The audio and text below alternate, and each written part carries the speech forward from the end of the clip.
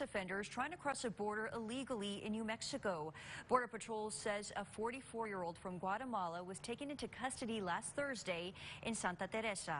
Investigators say he was among a group of 4 migrants caught crossing the border. Border Patrol says a second sex offender was arrested just after midnight today. This one, a 36-year-old man from Guatemala. Both migrants will remain in custody. Well, still feeling the effects of those long wait times at the ports of entry, the mayor of Juarez is trying to take action to help reduce those times. KTSM 9 News reporter Stephanie Shields live in the newsroom. The mayor of Juarez says he's sending police to patrol at the ports of entry to try and stop the large groups of migrants from crossing the border illegally into El Paso. But some people think this might not help the problem.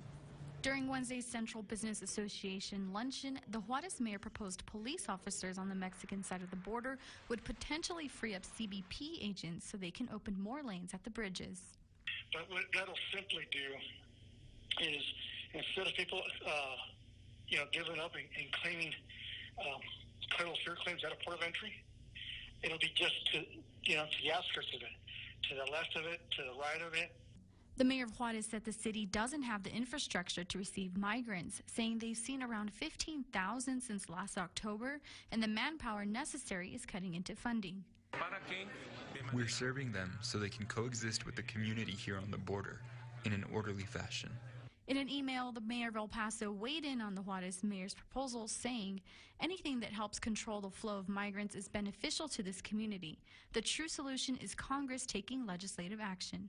Customs and Border Protection responded, saying more police presence could assist if they engage aliens that are not abiding with queue management. That could allow CBP to perform their mission-critical duties.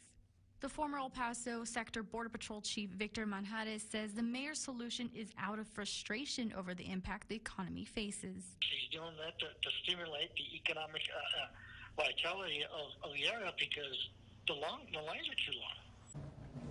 Border expert Victor Manjares says the mayor of Juarez taking action may cause the federal government of Mexico to follow and make some changes as well.